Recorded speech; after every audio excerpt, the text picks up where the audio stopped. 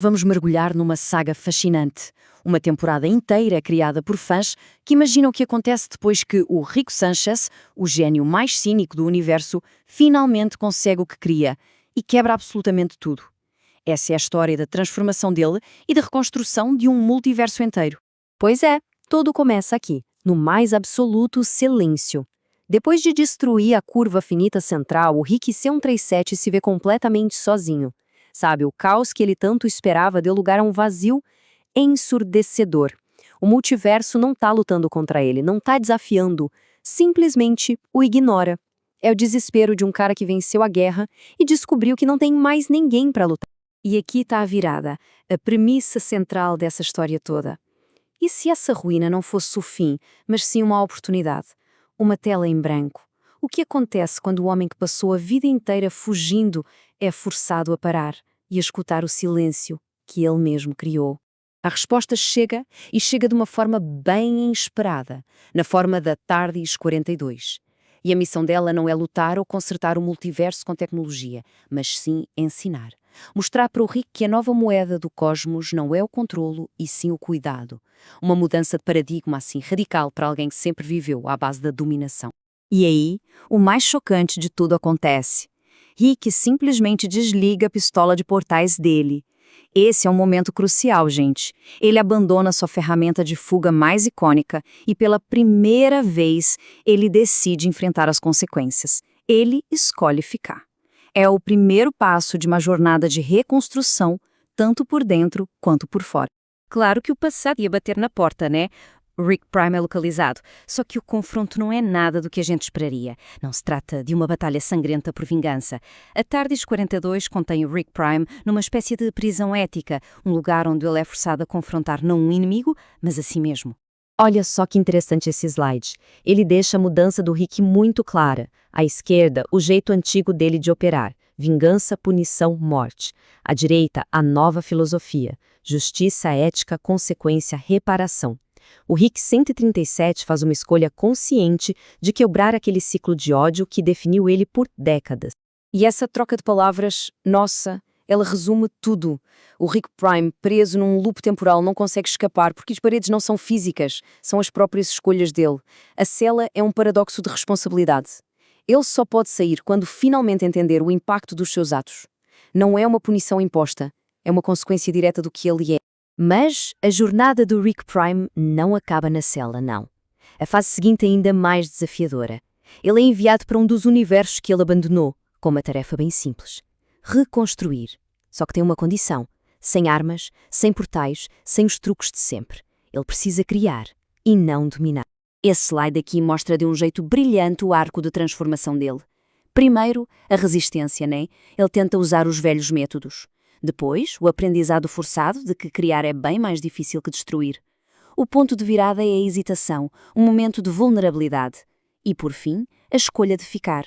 Não porque está preso, mas porque ele decide ficar. Certo, agora vamos para a escala cósmica. Com a curva finita central destruída, um monte de Ricks de realidades inferiores invadem, querendo poder. Mas a solução não é uma guerra. A velha hierarquia dos Ricks está prestes a ser completamente desmontada. Em vez de violência, a TARDIS 42 organiza uma audiência. É um diálogo forçado, onde todos os Ricks têm que encarar a realidade que eles compartilham. E lá no centro de tudo, o Rick C137 assume a responsabilidade pela criação da curva, aceitando o papel dele nesse caos todo. E o resultado disso tudo é esse conceito aqui: um multiverso distribuído. O ponto-chave é que não existe mais um trono. Não existe mais o Rick mais Rick. O poder deixa de ser vertical e se torna uma rede, uma responsabilidade compartilhada. É o fim da era de domínio de um único Rick. E então, quando a gente acha que já viu tudo, acontece uma intervenção totalmente inesperada. O Morty Prime, o Morty original do Rick Prime, aparece. E ele não vem para tomar o poder, não. Ele vem para quebrar o sistema. Ele desmonta essa dependência que existe entre Ricks e Mortys e entrega para eles um protocolo de autonomia. E tudo isso nos leva ao clímax da jornada pessoal do Rick 137. Com o multiverso se reestruturando, ele enfrenta o seu teste final. Um ato de pura bondade, feito sem nenhum motivo oculto, sem nenhum cálculo estratégico. A ação é simples, mas o significado é imenso. Ele salva um universo que estava morrendo. É isso. Sem alarde, sem festa. Essa troca de palavras aqui diz tudo. Pela primeira vez, o Rick não está agindo para uma plateia, nem para provar que é o mais inteligente. Ele age simplesmente porque é a coisa certa a se fazer, mesmo que ninguém nunca veja. O único público dele é a própria consciência. E esse ato altruísta se torna um novo ponto ético fixo no multiverso.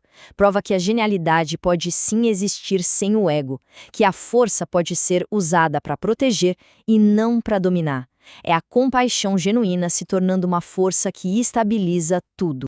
A ressonância desse ato cria uma manifestação temporária que é chamada de Rick Santo. Mas veja bem, não é uma pessoa, é um conceito.